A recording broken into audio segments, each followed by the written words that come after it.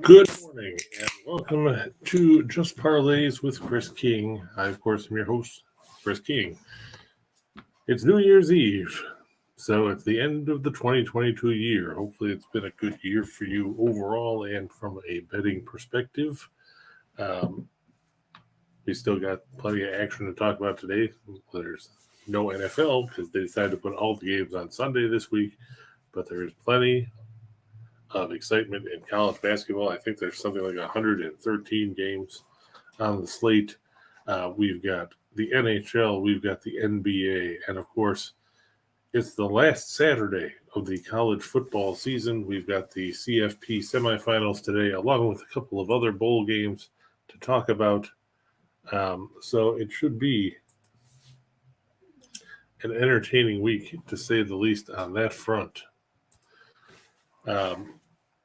Looking at what happened yesterday in bowl games, we saw a game of two schools dealing with attrition as far as opt-outs and transfers and everything else. Probably one of the most entertaining games of the year, at least in bowl season. We saw Notre Dame beat South Carolina 45-38. Tyler Buckner, in his first start since September, accounted for 5 touchdowns. Technically, you say he accounted for 7 since he threw 2 pick sixes, but he regrouped and led Notre Dame back from down 14 points to get the win, scoring the winning touchdown with just over a minute to play in that one. We saw Pitt, a team that, if you had watched the college football show with Scott Steen and Scott Reichel and Loud Esmond and myself earlier this week, we thought that Pitt was dead in the water.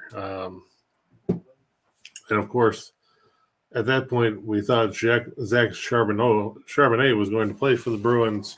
He was supposed to play as far as late as Thursday and then didn't suit up in Friday's game. Dorian Thompson-Robinson had a disappointing performance.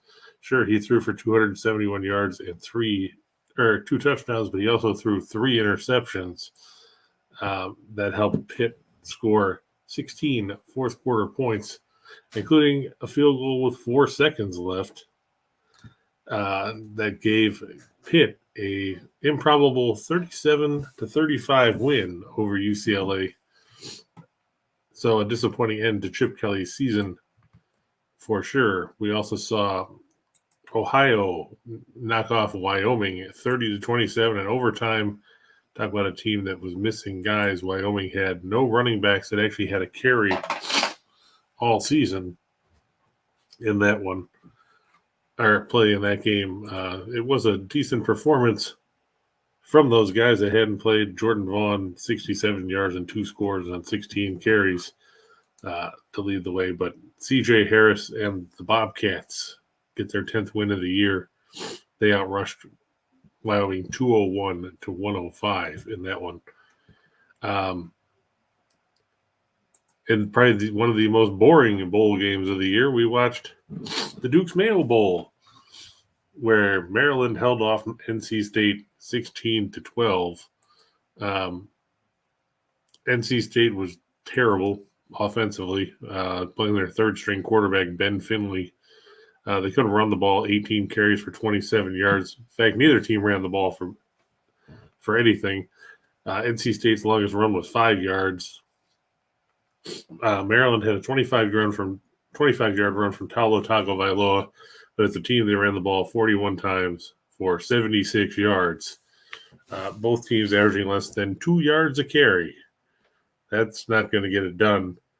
I think the telling point of that game, NC State had an early drive where they picked off a pass. Let me see where it was here. It was such a horrible game to watch. We were talking about it during the show yesterday, where they went and couldn't move the ball and ended up settling for a chip shot field goal. And when you look at the drives yesterday, Maryland turned it over on downs on their first drive. NC State threw an interception. That was turned around where Maryland threw an interception. field goal, punt, downs. Then NC State turned it over on downs. Then Maryland scored what turned out to be the game's only touchdown. NC State kicked a field goal, punt, field goal. Then it was halftime. If you tuned in for the second half, well, I felt bad for you. Punt, field goal, punt, interception. Field goal, punt. Interception. End of game. 16-12. A good cure for insomnia was that contest. Neither team moved the ball at all. NC State 5 of 18 on third down. 0 for 1 on fourth down. Ben Finley 22 of 48 passing. It just was not entertaining. And in the Orange Bowl, everybody, if you watched the college football show earlier this week, everybody except me thought Clemson was going to steamroll Tennessee because Tennessee didn't have Hendon Hooker, of course. Hyatt and company had opted out. So you were looking at Joe Milton and a bunch of non-entities at receiver. And instead, we watched Clemson play some pretty bad football. And Tennessee hammered them rather convincingly, 31-14. Now, Cade Klubnik threw for 320 yards, but he was 30 of 54 with 2 interceptions, didn't throw a touchdown pass. On the other side, Milton, 19 of 28, 251, and 3 scores. He only completed passes to 4 different guys, but you couldn't stop for those 4 guys. You couldn't stop Squirrel White and Ramel Keaton and Brew McCoy. They all caught touchdown passes. Jalen Wright had 89 yards on the ground, and Clemson looked bad. They had some horrible play calling. They tried to fake a field goal early in the game. They had a 4th and 4 at the 27. Tried to fake it, didn't get it. Next drive, they missed a field goal. Then they missed another field goal. And everybody talks down here about how BT Potter's a good kicker. The first one I can understand. He missed it from 55. So you wouldn't kick it from 44. You tried to fake it, but then you try to have him kick from 55. Then he missed from 49. And on his ensuing drive, he missed from 45 or 42. So a missed field goal or a fake field goal, 3 missed field goals, a punt, a drive that ended the half where with facing a 3rd and 10 at the 13, they tried to run a play instead of trying to kick a field goal that could have made it 10-6 at that point. Or I'm sorry, 14-6.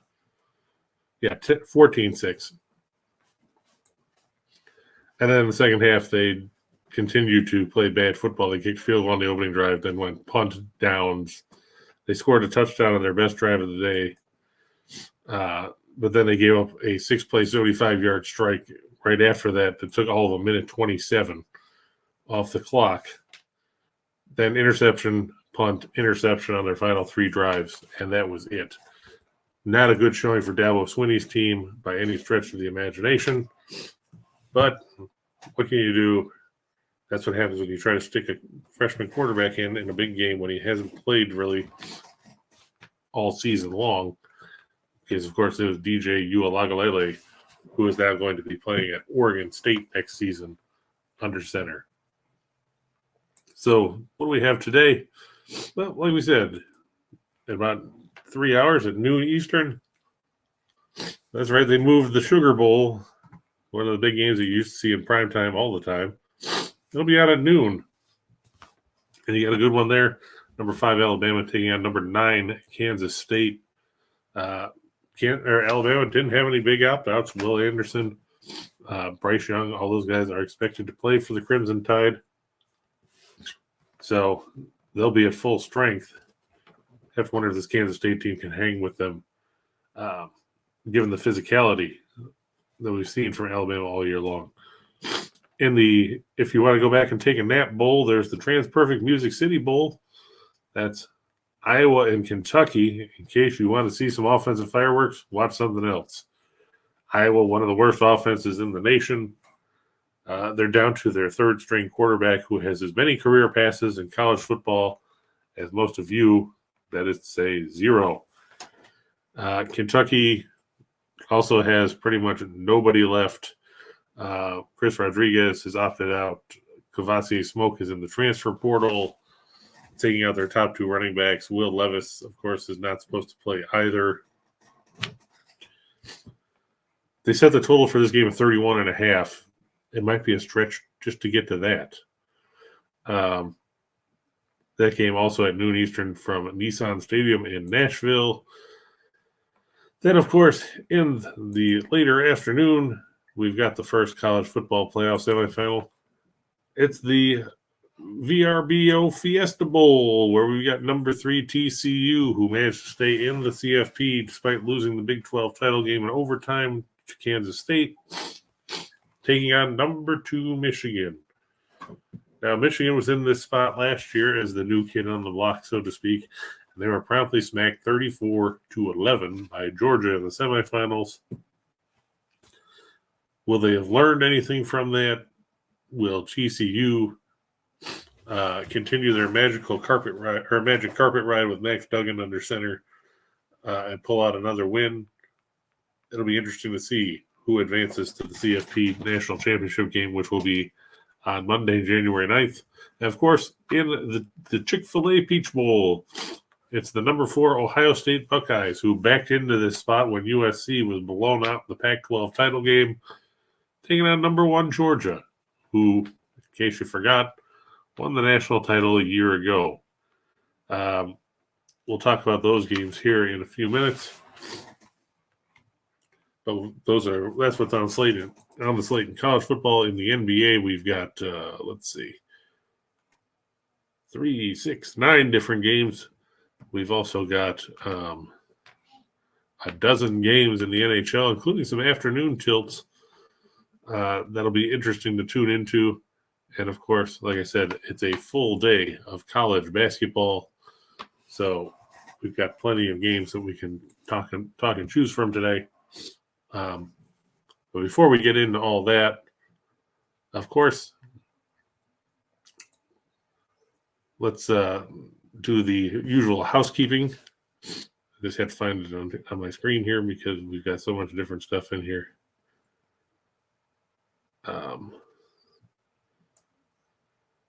If you can't get enough of the premium plays that we have, or if there's not enough regular plays, of course, you can get the premium plays. There's premium plays for myself. You can get it from Steen. You can get it from Loud. You can get them from Mason Foles. You can get them from Dave Delano, Arthur Reyes. All you have to do is click the link in the show box. I think it's down there. Experts.winnersandwhiners.com. Also, make sure that in case you haven't, hit the like and subscribe bell so you know that when we're on. Of course, as of right now, it's still 9 o'clock on Saturday mornings. We've talked about if you guys want to see it on Saturday mornings, if you want to see it on Friday nights, to prepare for Saturday mornings.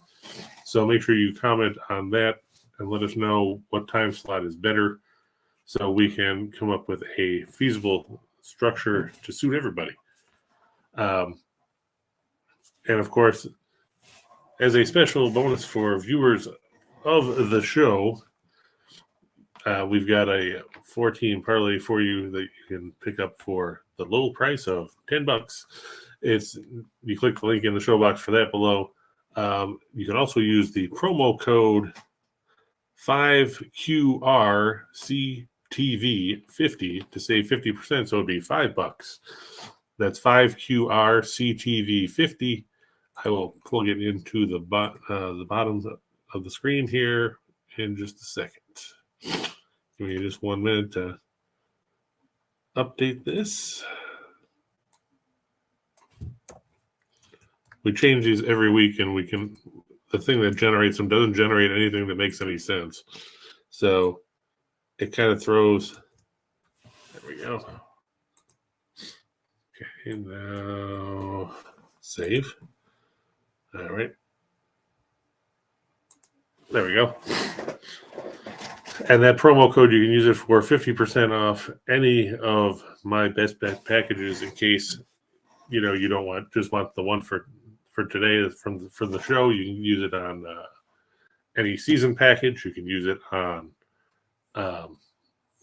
any best bet of the day. Like today, I've got, what do I have? An NBA 3-pack, I think, a bowl 3-pack, and a best bet of the day on the ice where I've had a lot of success lately, including yesterday where Nashville rolled over Anaheim by a score of 6-1 out there on the left coast. So use the promo code there. Like I said, there's a 4-teamer where you can click the link in the show box below. You can get it for $10. If you use the promo code, it'll be $5. Good deal. Can't go wrong with that. We had one hit a couple weeks ago that was better than 11-1. So don't miss out. With that said, we will move on to talk about the top plays of the day here. We'll start with 3-4 of the money. We'll start with the Minnesota Wild over the St. Louis Blues. Let's face it, the Blues have played some terrible hockey of late. We watched them lose to Toronto in overtime the other night in a game that probably shouldn't have been gone that far. They came back and beat Chicago 3-1, but let's face it, Chicago's the last place team in the Central by a fair margin. Before that, the Blues had lost 3 straight. They lost to Seattle. They lost to Vegas. They lost to Toronto. They're horrible in their own end of the ice. They're giving up more than 3.5 goals a game. They're horrible on the penalty kill, 70.9%. I mean, that's not going to get it done.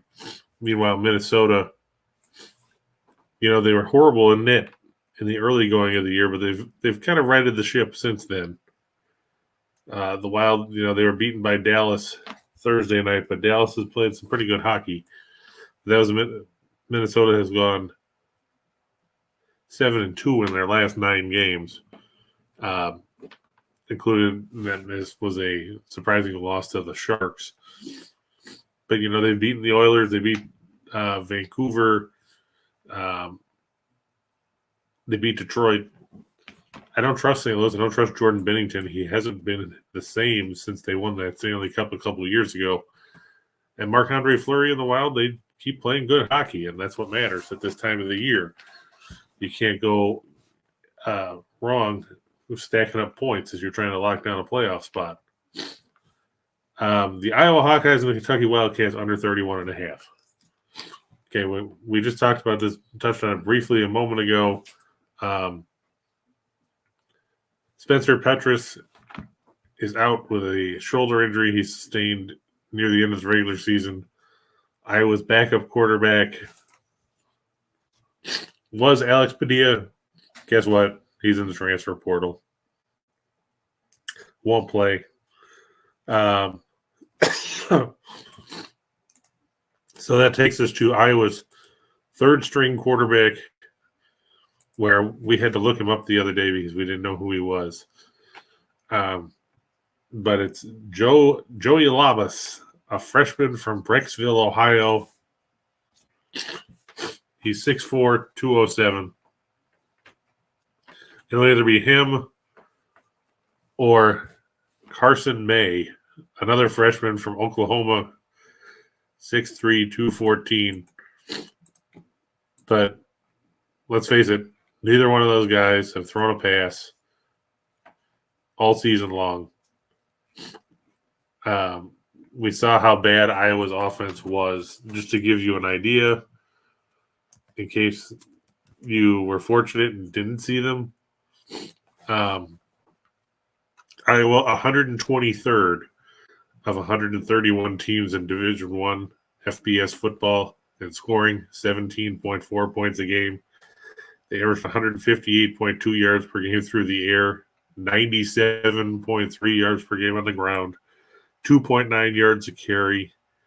They threw 6 touchdown passes in 12 games. That's it. They're good defensively, 6th in the country, gave up 14.4 points a game. Meanwhile, you're looking at a Kentucky team that, like we said, doesn't have their starting quarterback, doesn't have their top two running backs. It's going to be Kaya Sharon, who was 17 of 29 in the regular season for 187 yards, 2 touchdowns, and 1 interception, leading the offense. Now, I'm guessing Juton McLean will be the number one back in the run game. He had 238 yards on 49 carries during the course of the year. But Kentucky was 105th in the country in scoring at 22.1 points a game. They were 11th in scoring defense. Unless we see something like a blocked punt for a score or a punt return for a score, or, both these quarterbacks completely sucking and throwing a couple pick sixes, this might be one of those first team to 10 puts up some points. Or first team to 10 might win the game, because I don't see a lot of offense there. And the Mavs over the Spurs. I'm sure everybody by now has seen Luka Doncic's 60-21-10 stat line earlier this week against the Knicks. Mark Cuban's got to get Luka Doncic some help, because let's face it, they don't have any right now. He's trying to do it all by himself. I mean, he scored 60 in that game against New York. The rest of the team had a total of 66. That's not sustainable. It's like the early Jordan years where he had George Gervin and Kyle Macy and a bunch of other lesser lights around him, and he was trying to carry that team on his own. Johnny talking about how it looks like it could be a chalk day on the ice.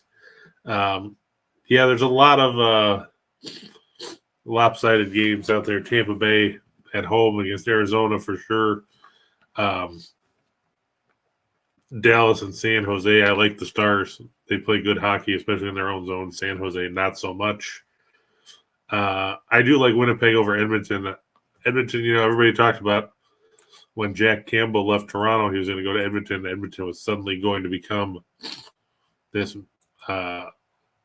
contender in the Western Conference, and as it stands right now, they're third in the Pacific. But Campbell hasn't been great. He's actually been – Stuart Skinner has played more than he has. Campbell 8-6-1. His goals against is 403. Save percentage of 876. Skinner 12-9-1, 278 goals against, 917 save percentage.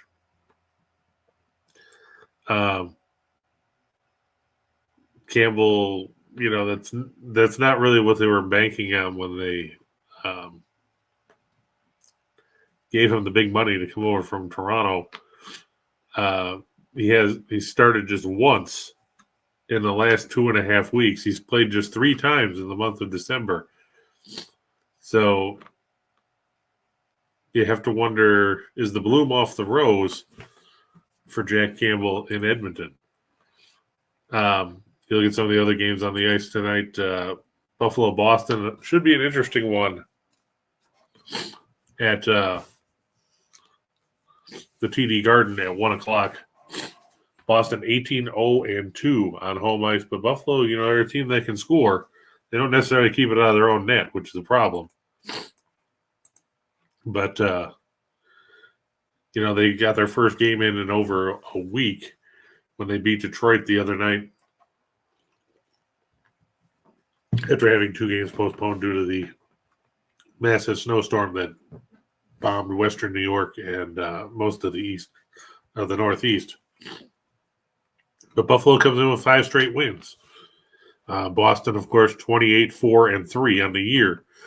Linus Ullmark, former Sabres goaltender, looking like it's front runner for the Vezina right now. But that'll be an interesting matchup for sure. Other games, you've got Chicago-Columbus in the game that, a couple of last-place teams. Nashville and Vegas goes at 3 o'clock. Nashville, of course, playing the second game of back-to-back. Like we said, they played Anaheim yesterday. Flyers and the Kings. Carter Hart is on injured reserve with a concussion. So it'll be interesting if the Flyers go with Sandstrom or if they dip down to the minors to bring up a goaltender. there. Montreal and Washington. Not a whole lot to say about the Canadiens other than they're bad. The Maple Leafs go to Colorado. Should be a good matchup there. Ottawa and Detroit. The Red Wings have surprised some teams this year. They've played some pretty decent hockey, which is strange because you're so used to seeing Detroit being buried at the bottom of the standings. But right now they're fourth in the Atlantic. I mean, granted, it's a crowded race because the difference between fourth and eighth is only 4 points. But Detroit's above 500. Of course, they've got 7 OT losses, but can't go wrong with that. Louis says he thinks the easiest to win, like the Stars and the Capitals. Well, I mean that's a two-way street. You can take the easy teams, but they're not necessarily always the easiest teams, because we've seen it happen. Just look last week in the NFL where the Texans beat the Titans, or when Miami lost to Green Bay. There is no such thing as easy in professional sports, unfortunately. Otherwise, we wouldn't call it gambling. We'd just call it winning. Brad asking, do I think Alabama will come ready today? I think Alabama's going to be ready to play this game. They're mad that they're not playing in the CFP. They've got something to prove. They want to show people that they're not going to be a pushover. Bryce Young is actually a junior, so he is eligible for the draft. He's 21 years old now, so he doesn't have to sit around and wait.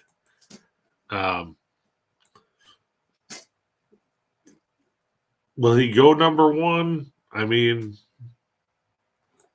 it's possible. I mean, the big thing with him is, the same thing that plagues a lot of quarterbacks, and that's height. He's only 6 feet tall. He's only 194 pounds.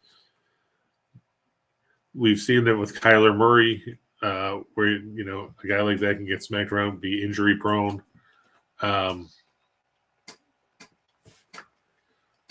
He could go number one. I mean, Houston's going to need a quarterback, but they've got to hold on to the number one spot, because right now, if they somehow fluke another win somewhere and the Bears keep losing, it would be the Bears picking number one.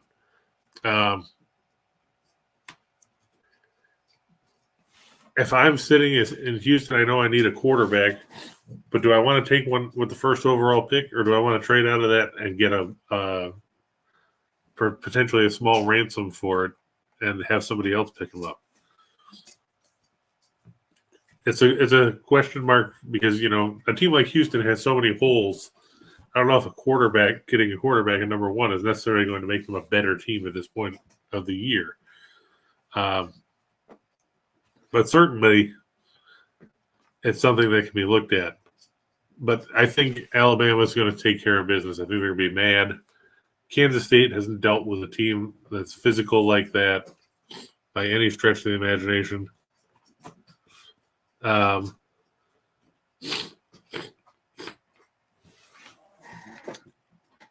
think that the Crimson Tide are probably going to win this one by double digits. I think they're going to wear Kansas State down in the second half. And if Kansas State falls behind and Will Howard's got to go back to throw, and you got to deal with To'o and Anderson and the rest of those guys in the front seven for Alabama, could be a rough night. Well, I should say a rough afternoon. I'm used to the Sugar Bowl being at night. Steen's kid, Truman, is actually going to the Sugar Bowl today. Of course, he was a Kansas State graduate. So hopefully he's having a good time, because the good times might end in a couple hours.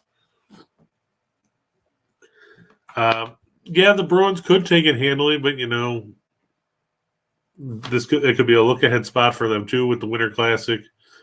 Pittsburgh, I don't put a ton of faith in. I actually went against them multiple times this week. I took Detroit and watched Detroit rally from 4-0 down to win 5-4 in overtime, and I took New Jersey yesterday. And going back to before the break, I actually took the Islanders against the Penguins, because Pittsburgh is too streaky. They reeled off seven straight wins. earlier in the month, but since then they've lost 5 of 6. They had a 5-game win streak before that. They lost 2 in a row. Then they won 7. There's just no consistency. And when you blow a 4-0 lead in the third period of a game, after one period you were up 4-0, and you gave up 2 in the second, 2 in the third, and 1 in overtime. I mean, you got to be concerned about that. Like I said, losing 5 of 6 doesn't make Pittsburgh look like a good hockey team right now. The Winter Classic will be an entertaining game. I always look forward to that every year. It'll be fun for sure. Who comes out of it, I'm not going to judge on that until we get there, because I want to see what the ice is going to look like and everything else, because we've seen so many games where it's choppy and the rest. AJ's, I hope you have a happy New Year's too. Hopefully everything's good where you are, and looking forward to a good 2023 as well. With that said, we can move on to 4 for the show. This is a collection of some of the picks that I put out on my premium side. I've got Georgia over Ohio State. I know if you watched the college football playoff show we did yesterday with Loud, Steve, Reichel, and myself, 3 of us were on the side of Georgia because they've been here. They're the defending champs. Steve made the case for Ohio State. I'm not sure I believe it. We're talking about a Ohio State team that won't have Smith-Njigba, who has decided to opt out despite the fact that his team's in the playoff. Granted, he hasn't played since September, but let's face it, it's bad optics when a guy like that decides he's just going to opt out when there's so much to play for. Trevion Henderson's out. And C.J. Stroud hasn't really proven that he can win a big game. When's the last time what's the best game you saw Ohio State win this year? Was it Penn State when they had to come back and win 44-31? The only team they beat, I believe that was ranked, was Notre Dame, and that was in the first week of the season. And we all saw how Notre Dame panned out after that. They went on to lose to Marshall and stumbled. They lost to Stanford, I think. So it turned out to be not a good year for the Fighting Irish. Now, of course, Georgia, you can say, well, who Georgia beat? Well, Georgia had a couple of rough games early in the year. They struggled against Kent State. They had to rally to beat Missouri, and then after that, they just beat the crap out of everybody. They beat Tennessee when Tennessee was number 1 in the country. They blew out LSU in the SEC title game. This is a team that's been there. They're a veteran team. Stetson Bennett doesn't beat himself. They've got 3 different running backs they can use. They've got some pretty good receivers. Brock Bowers is a great tight end who can beat you in the slot. He can beat you outside. He can run the ball and score.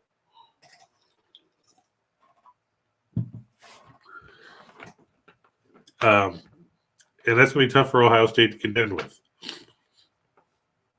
Because let's face it, Ohio State's defense didn't necessarily set the world on fire this season at times.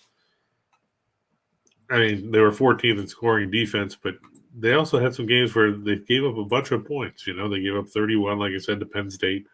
Toledo got 21. Wisconsin got 21. Michigan State got 20.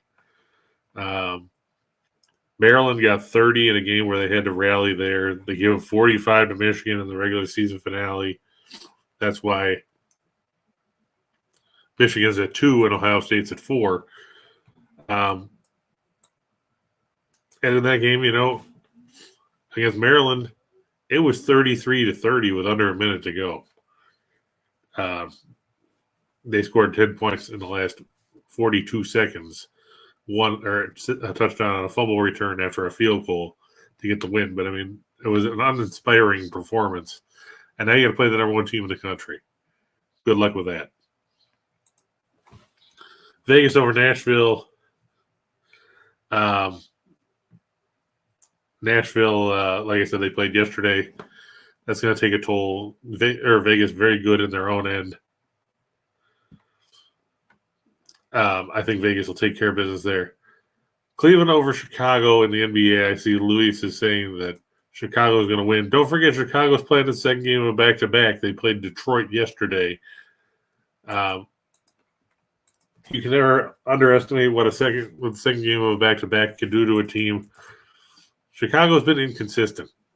I mean, let's face it. There's a reason they're 16-19. I know they beat the Bucks the other day when they came back in that game, but we're talking about a team that's middle of the road offensively. They're middle of the road on defense. You look at their numbers on the year; they're just 9-8 at home. And in the second game of back-to-backs, they're 3-3 this season. They got to deal with a Cleveland team that's pretty deep. Cavs have a very good defensive unit when you get right down to it, and that's a tough thing to try to dent if you're Chicago, because outside of Levine and DeRozan, not only is a lot you can bank on offensively. Vucevic is there sometimes. You know, they have their struggles when it comes to finding other options. I mean, last night you look, Levine had 43. DeRozan had 22. And after that, Vucevic had 19, and then you go down to, Drummond had 12 off the bench. So you're talking about three guys had 84 of your points. It's not necessarily going to get it done. And as it was, you had to pull away to beat a bad Detroit team in the fourth quarter. Going into the fourth quarter, it was 95-92. So it's not like you got to rest your guys down the stretch. Now you got to face a Cleveland team that's rested. They're mad after they lost to Indiana the other night. I was mad when they lost to Indiana the other night. I think it's going to be an interesting game there. And Alabama over Kansas State, we just talked about it. I think Alabama's going to be motivated and come up with a win in that one. If there's one thing that Nick Saban hates, it's not playing it in a college football playoff. I think there's a Kansas or an Alabama team that is angry. I don't think they're used to playing at noon. Kansas State, they won the Big 12 title game. Give them credit for that. They came back. They knocked off TCU to avenge a loss they had earlier in the season. But it's a Kansas State team that has some issues. I mean, if Deuce Vaughn gets bottled up and can't run, if they have to become one-dimensional, you're talking about an uphill climb. You look at Kansas State, the 3 games they lost this year, as Steen would tell you, were to the 3 best teams they played. They lost to Texas. They lost to TCU. They lost to Tulane. And everybody's like, Tulane? What the hell are we talking about Tulane for? Well, Tulane's a good team. They're playing in the Rose Bowl, for crying out loud. You look, they gave up 34 to Oklahoma in a win. They gave 28 to Texas Tech in a win. They gave up 34 to Texas, 38 to TCU, 27 to Kansas, 31 to West Virginia. And we're talking about an Alabama team that finished 4th in the country in scoring offense at 40.8 points a game. They beat Auburn 49-27 in the Iron Bowl. Their 2 losses, they lost by 3 on a field goal to Tennessee as time expired. They lost by 1 to LSU in overtime. So, you look at the rest of their games, other than Texas and Texas A&M, their wins were one-sided. They beat Utah State 55-0. They beat Louisiana Monroe 63-7. Vanderbilt 55-3. Arkansas, who was ranked 49-26. Mississippi State, who was ranked 30-6. They slipped by Ole Miss 30-24. And then they crushed Auburn. Could be a long day for Kansas State. I just don't have a ton of faith in them here. John, yeah, I'm sure, more YouTube time would be great. But like I said, it's all about the interactions and seeing people getting the views up and everything else. The more views, then, everyone sees that this is working and we can go from there. But you got to start small to build big. So that's why I always say, tell your friends, tell your neighbors' friends, tell your friends' neighbors, because the more people that tune in, the better off it is for everybody. I don't do NFL on Saturday because I like to see the injury reports Saturday night to go into Sunday. It's just the way we do things. When there were games last week on Saturday and the week before, we talked about it. But there's too many question marks about who's going to play and who's not going to play at this point that I wait until the final reports come out and do all my research on Saturday night before I talk about NFL games, because who knows between now and tomorrow who might end up being ruled out all of a sudden with a hangnail problem. If you want early leans on the NFL, I would say, let me see. I have to look at the lines because I haven't seen how much line movement there's been on some of these lately. Let's see.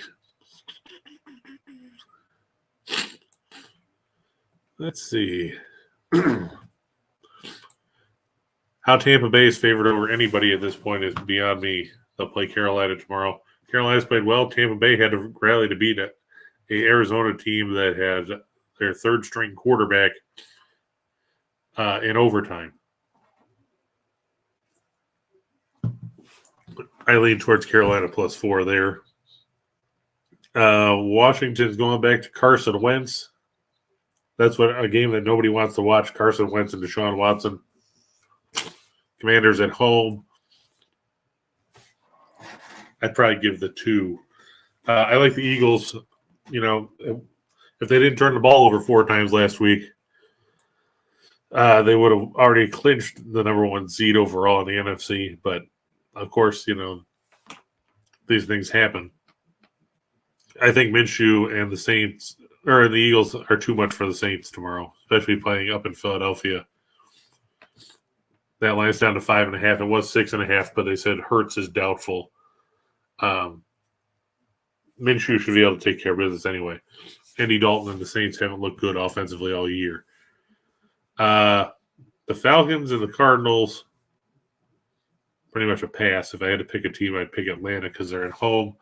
And the Cardinals are starting their 4th quarterback of the year. It'll be David Blau, who they signed off the practice squad a couple weeks ago from the Bears or the Lions or somewhere. Either way, he's starting because Colt McCoy had symptoms of his concussion reoccur. So he won't play. It'll be Blau, and then it'll be Blau or McSorley next week. So real exciting stuff there. Jaguars with nothing to play for, I still think they'll beat Houston. I'm going to take the Lions over the Bears because the Lions hopefully won't give up 320 yards on the ground. I'll take New England over Miami. I don't trust Teddy Bridgewater because he's 1 hit away from becoming another Tagovailoa situation. I'd take Denver with the points. I just don't trust Kansas City giving that many points. They burned us multiple times this year. Giants over the Colts because the Giants can clinch a playoff berth with a win. Seahawks over the Jets, getting the points at home. San Francisco over the Raiders. I don't know why the Raiders decided to go to Jarrett Stidham as quarterback, but hey, I guess if you're going to punt the season, why not? I think I got to lean Green Bay over Minnesota. Minnesota hasn't looked great on the road. Now they're going to play in the frozen tundra of Green Bay. Sure, they're a great 12-win team, but they still have a scoring differential of a team that's right around 500. Chargers over the Rams. I get Baker Mayfield put up 51 last week, but they played a Denver team that didn't care. as evidenced by the fact that they fired their coach. And in the 8 o'clock game, Ravens over the Steelers. I get the Tyler Huntley starting, but anybody who says Kenny Pickett is elite at this point of his career, like we've seen a couple guys say, are on drugs. When I think about UConn, Xavier over 150, I tell you, UConn has played some really good basketball this year. Xavier, Sean Miller, he had quite a time the other night in the game against St. John's, making a bunch of testing out the sensors, didn't he? UConn coming off win over Villanova. I can see it the total getting to 153, 155. I don't know if you'll get a whole lot more out of that. Because UConn's slightly above average in tempo. Xavier loves to run. They're 24th in tempo this season.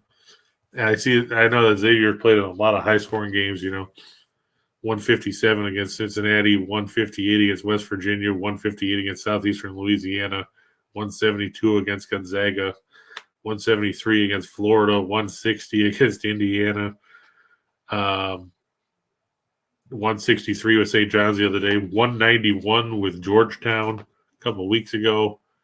But this is a UConn team that's very good on the defensive end of the floor.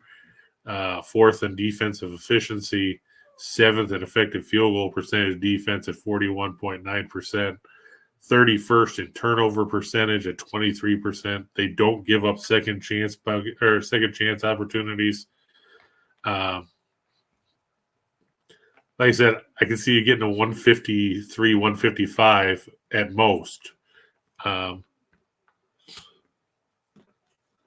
Well, Luis, you don't have to agree with me on every pick. That's the thing. I'm giving you asked me for my picks. I gave them to you. I don't trust the Jets. You put up 3 points against the Jaguars. You have no running backs. And that's Seattle's weak point defensively is they can't stop the run. And the Seahawks are at home, and strange things happen in Lumen Field. AJ's, I wouldn't buy into the whole fact about Poyer not playing. I think that he might be resting because I know that he has been banged up, but I still think that you'll end up seeing him on the field. I mean, we've seen him not practice repeatedly this season and still end up playing. I think you're going to have a lot of guys talking about, you have everybody talking about how he might not play. Well, we see a lot of that stuff, just the talking heads saying that somebody's not going to play. And then they end up playing anyway. Xavier can score. That's true. They can. My concern is, can they score enough? And you look at Xavier's numbers. If Connecticut can knocks down threes, I don't think that Xavier can win because Xavier is terrible when it comes to defending from the perimeter, and that's a big concern. You look at the numbers for the Musketeers, and this is something I'm sure that Miller's going to preach going into the game, but opposing teams shooting 37.4% from three. That's 340th in the country. Xavier, like you said, they can score. They're 15th in the country, almost 84 points a game. Their problem is they're 307th in scoring defense at 74 a game. And you flip the script on that and look at UConn. UConn can score too. They're 20th in the country at 82.9, but they're 14th in scoring defense, 59.1 points a game. One of the other key stats that gets overlooked a lot, unless you've listened to us the last year, is free throw shooting.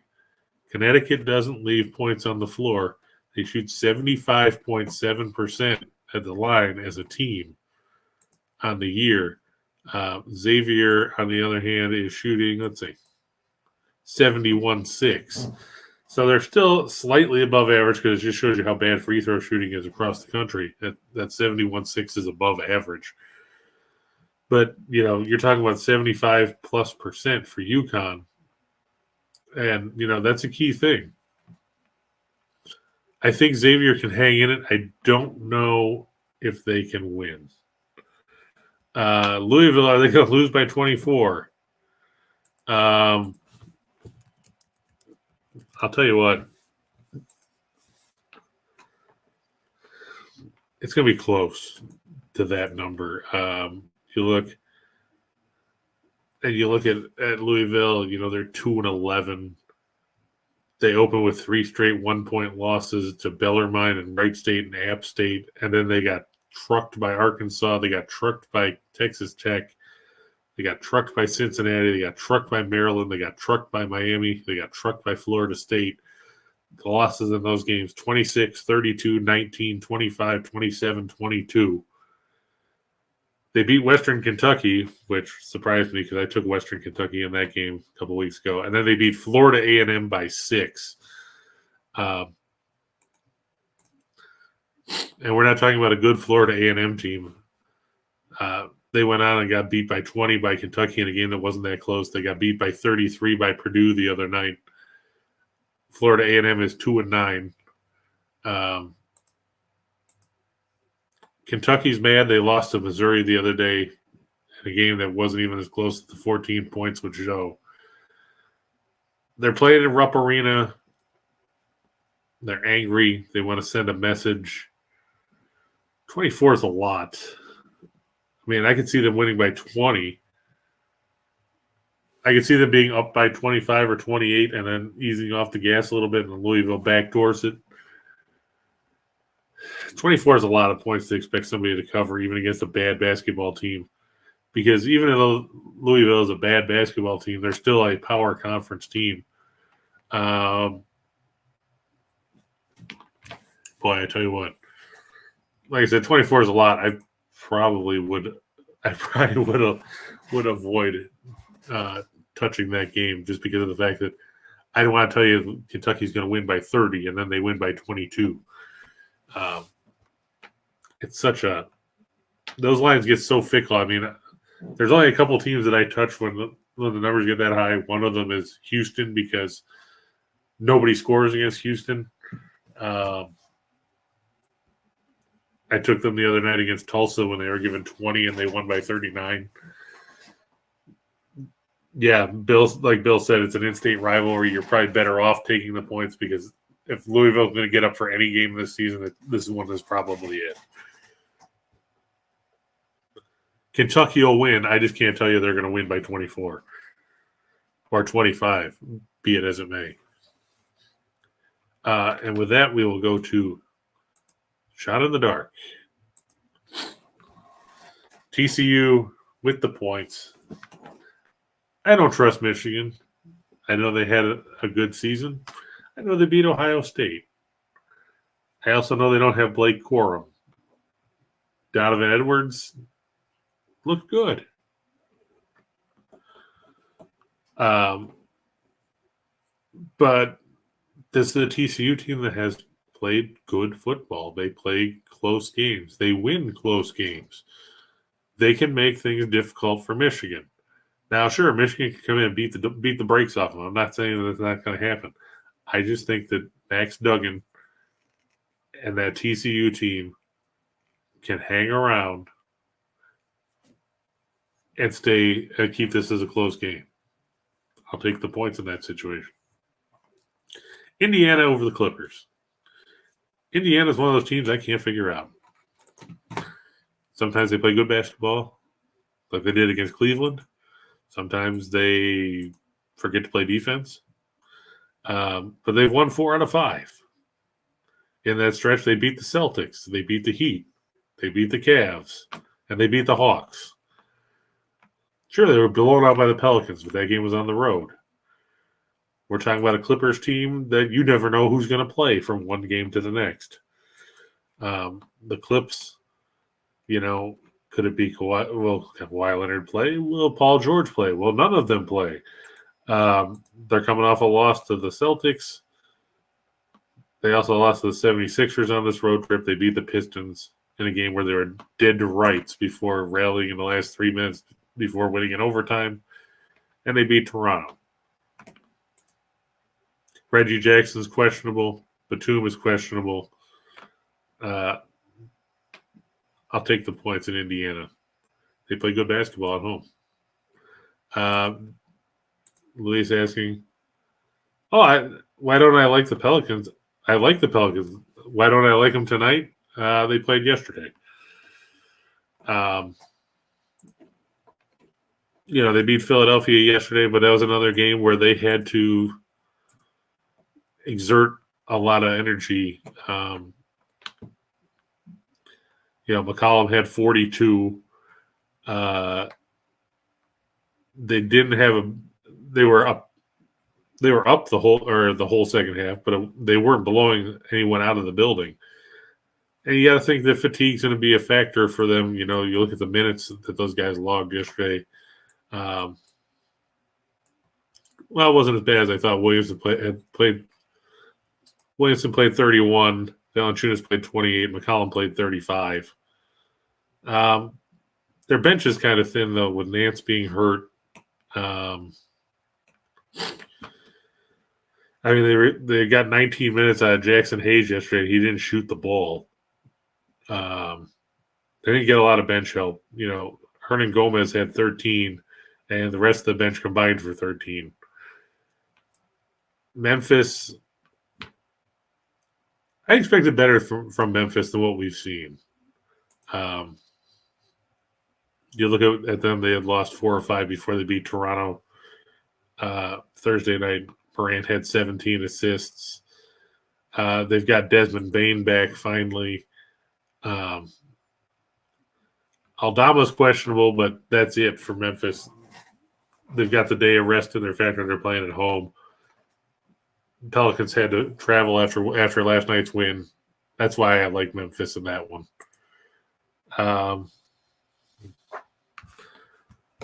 Do we agree Kansas City over Denver?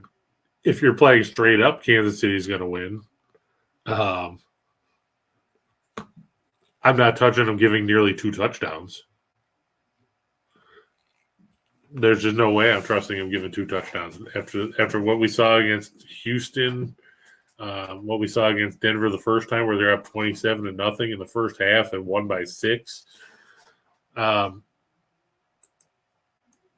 You look at Kansas City's numbers against the spread, and they're horrible.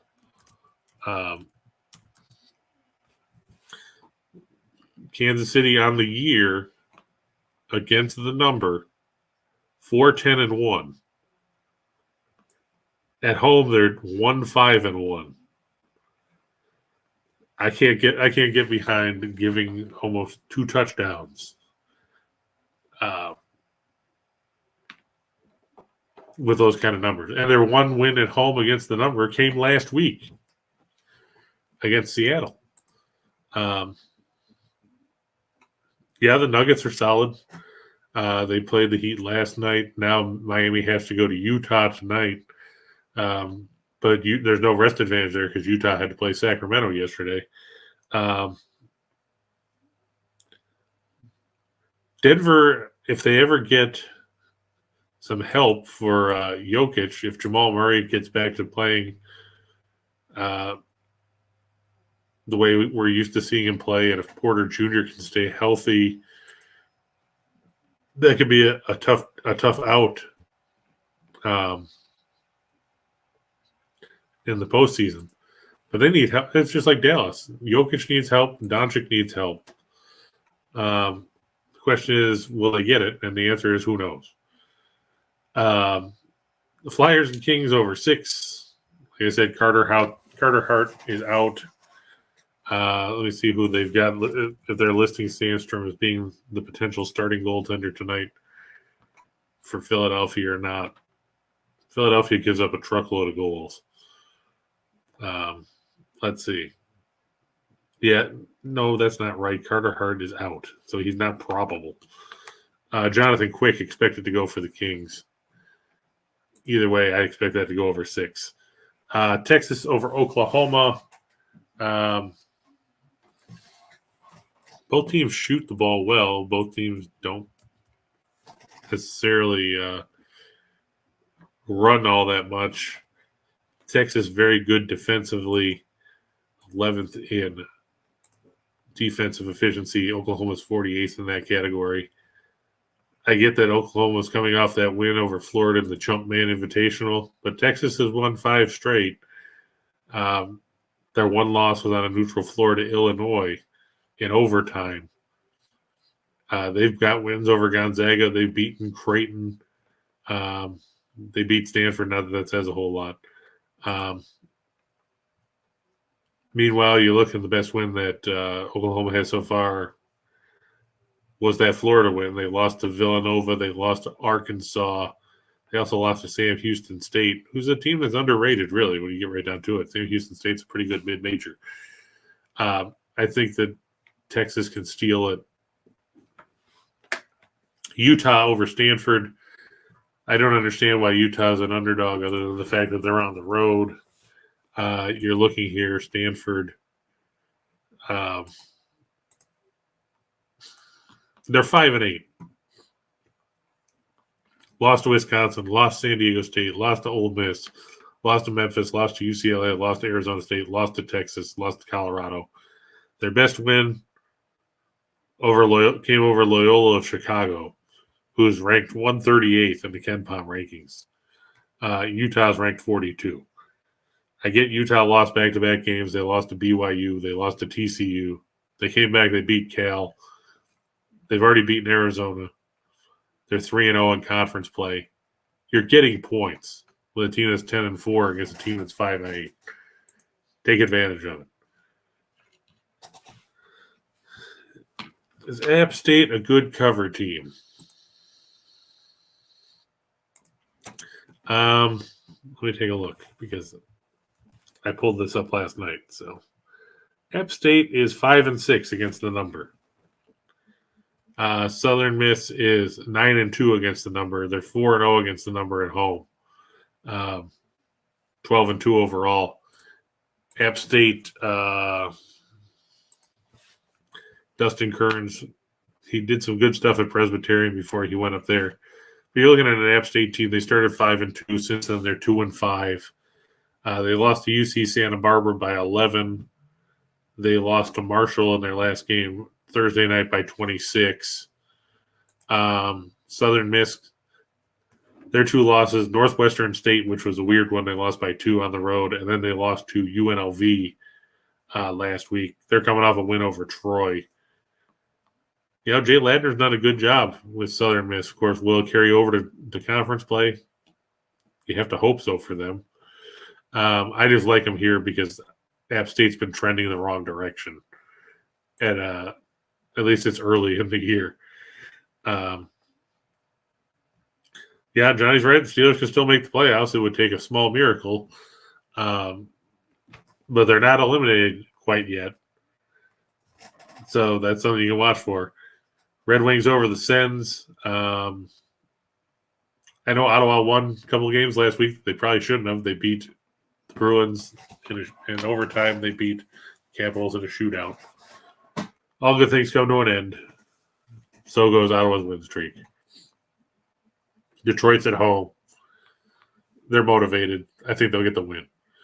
Like we said, Winnipeg and Edmonton under 6.5. I like Hellebuck for the Jets and net.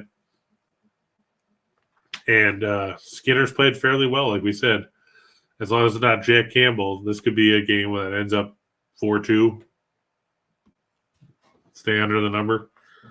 We talked about Southern Miss a minute ago, and we talked about Memphis as well, with New Orleans playing the second game of back-to-back and having to travel. And playing the FedEx Forum is no easy task by any stretch of the imagination. As you see, if you bet all the money lines on all those, and they panned out 94,705.82 hundo. If you bet the point spreads, including the prohibitive one for the Blackhawks over the Blue Jackets and the Red Wings over the Senators.